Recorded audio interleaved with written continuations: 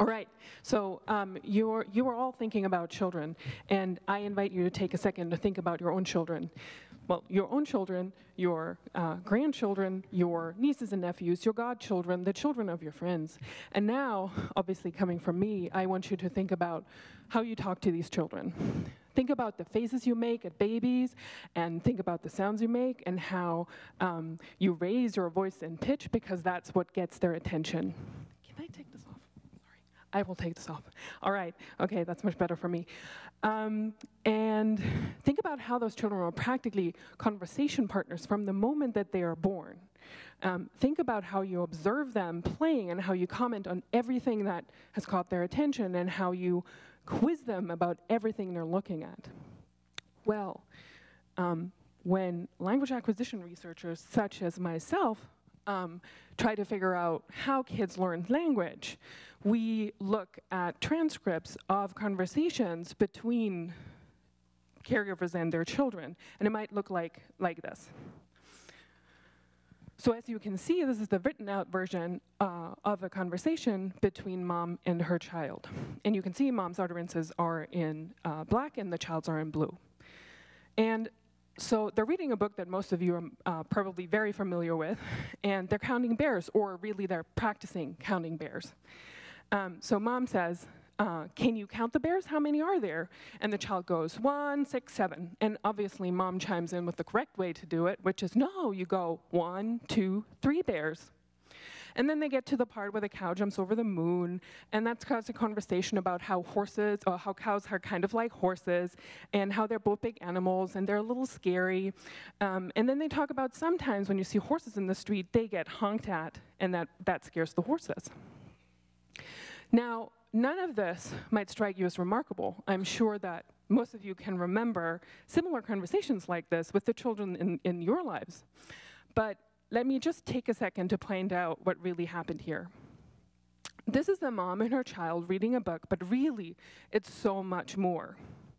The book is just getting them started. So they use the animals in the book to count. They talk about how cows and horses compare. Horses aren't even in the book. And then the horses remind them about things that happened in the past, and then more than half of mom's utterances are questions. That is invitations for the child to talk. But why am I pointing these things out? Well, because the key question in language acquisition research is, does input matter? So when I was a college student studying towards a degree in linguistics, what I learned was it didn't. In fact, there's a prominent theory in the study of linguistics as it pertains to language development, which is called the poverty of the stimulus. And it claims that children's input could never provide them with enough information about the rich system that is language to be of much consequence. Put differently, there's no way that children could ever have heard and learned every sentence that they will later be able to produce. So therefore, it doesn't matter how much language children hear. So now, that particular theory never really made sense to me. And as it turns out, linguistics, the study of language, is really not so much interested in the humans that speak language, or more specifically, how humans, use language. It's a discipline that sort of tries to understand language as a system, and that system, by its very definition, is almost it's practically decoupled from the messy humans that use it. Which is the reason why I never really trusted what it had to say about child language development. So I went in search of a discipline that studied humans, and I found psychology. Psychology obviously being the study of the human mind and behavior. Specifically, I found developmental psychology, where researchers ask how children interact with their environment and how they learn from doing so. And during grad school in language development, I learned that the language children hear matters quite a lot for their language development. In fact, early on, you can trace children's most frequent sentences back to their caregiver's language. You probably notice yourself that kids often say things exactly the way you do. You can even explain the errors kids make in the early stages of language development. Did you ever wonder why kids confuse the words you and I? Well, that's because that's what they hear. You is what I use to refer to you, to others. I is what we use to refer to ourselves.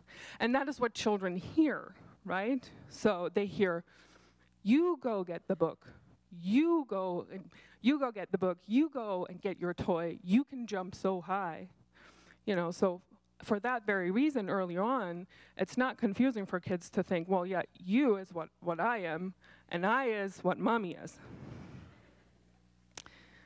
So these and other errors go away over time. That is, the more input a child accumulates, the more she learns how to use language exactly the way her caregiver uses it. And what's more, children do not need to hear every sentence that they are later going to produce. Rather, since language is a system, children simply learn the building blocks that make up the system, and over time, they use it just like adults and start creating their own unique sentences. So this made a whole lot more sense to me. Children learn language from observing, interacting with their caregivers. In other words, input matters. However, during grad school, I also started noticing that there are differences between parents. I have met hundreds of parents that have allowed me to observe them and their children in interaction. And if you will allow me that one gross overgeneralization, there were really two types of parents. The first type was the educated parent, the parent who knew a lot about language development, and who would often initiate really long discussions about his or her children's skills and abilities with regard to development in general and developmental milestones. And the second was the parent from a much less privileged socioeconomic background, let's say. A parent whose highest education level might have been high school. This type of parent wasn't really focused on discussing their children's developmental trajectory or child development in general. The most striking difference, however, between these two types of caregivers was how they spoke to their children. And here I want you to look at this other little snippet of conversation that I have. First of all, what you see is that there's not much going on.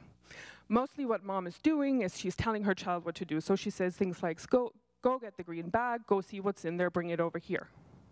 We couldn't really describe this as a conversation because even when the child says what she sees in the bag, dog, toys, mom doesn't really take that as a cue to talk more. So if you look at the two if you look at these two interactions side by side, the differences are striking. It turns out that the snippet conversation on the left, the one you saw earlier on, is typical of educated middle-class parents. And the one on the right you see is that you see on the right is the typical, shows you the typical ways parents of low socioeconomic backgrounds, poor parents, talk to their children. So at a glance here, you can see that the most obvious difference is how much less low SES parents talk and interact with their children. They use fewer words, they say fewer sentences, ask fewer questions, and they don't often engage in conversation with their children. Rather, they use directives to tell them what to do.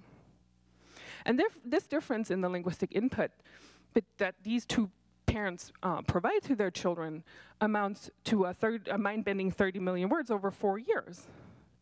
That's 30 million words. So the figure you see here, oops.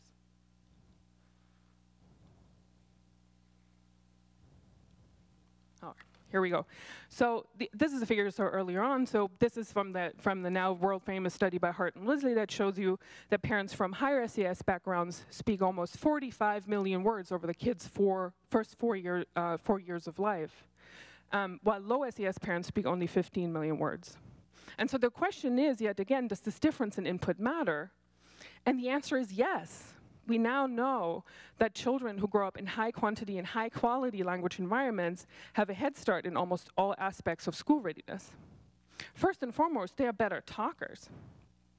So here, this is another figure from the original study, and it shows you that at 3 years, children from high SES families can say more than 1,000 words, which is more than twice the number of words children from low SES environment can say. But not only that, children of higher SES parents become better readers, they excel at math, and they have better executive control. These children will finish high school, finish college, and they will become financially independent. Children growing up in less rich language environments, on the other hand, don't get the same head start, and this has detrimental effects for them. They are less likely to even finish high school, much less college, and they're less likely to achieve economic independence.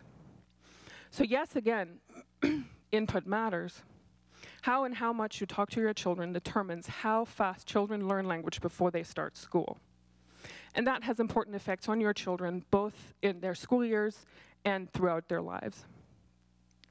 Now, one thing that I do want to state is that, and I've seen it up before when Kathy put up a slide, which is that none of this is a reflection of how much low SES parents love their children and how much they raise them in caring environments with the same hopes and dreams for their children's success as high SES parents.